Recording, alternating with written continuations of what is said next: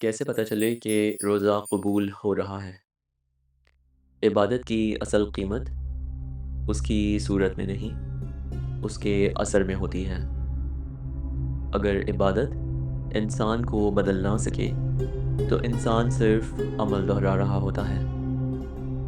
حضرت علی رضی اللہ تعالیٰ عنہ کا ایک بہت گہرا فرمان ہے، بہت سے روزہ رکھنے والوں کو اپنے روزے سے سوائے بھوک اور پیاس کے کچھ حاصل نہیں ہوتا۔ یہ الفاظ سننے میں سادہ ہیں، مگر ان کے اندر ایک سوال چھپا ہے: کیا میرا روزہ واقعی روزہ ہے یا صرف بھوکا رہنے کا نام ہے؟ روزہ صرف کھانا چھوڑنے کا نام نہیں، اصل میں دل کو صاف کرنے کا نام ہے، نفس کو قابو کرنے کا نام، اپنے اندر کی برائیوں کو کم کرنے کا نام ہے۔ اگر انسان روزہ رکھے اور پھر بھی غصہ ویسا ہی رہے، زبان سے تکلیف پہنچتی رہے، دل میں نفرت بھری رہے، آنکھیں گناہ دیکھتی رہیں، تو جسم تو بھوکا ہے، مگر روح اب بھی بھری ہوئی ہے۔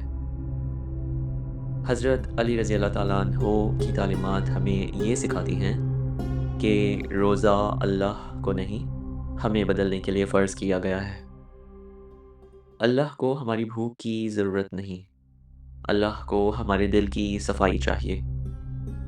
سوچنے کی بات یہ ہے کہ اگر رمضان گزر جائے اور انسان پہلے جیسا ہی رہے، تو پھر رمضان نے اس کی زندگی میں کیا بدلا؟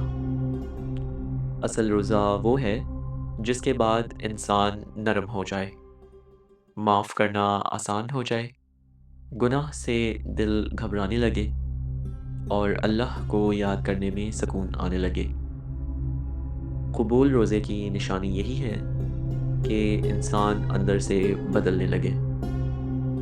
آخر میں ایک بات یاد رکھیے، اللہ نیت دیکھتا ہے، دکھاوا نہیں، اخلاص دیکھتا ہے، ظاہری شکل نہیں۔ اگر دل سچا ہو تو تھوڑی عبادت بھی بہت بن جاتی ہے، اور اگر دل خالی ہو تو زیادہ عبادت بھی صرف عادت بن جاتی ہے۔ اس لیے روزہ رکھتے وقت خود سے ایک سوال ضرور کریں: کیا میں صرف بھوکا ہوں یا واقعی اللہ کے قریب ہو رہا ہوں؟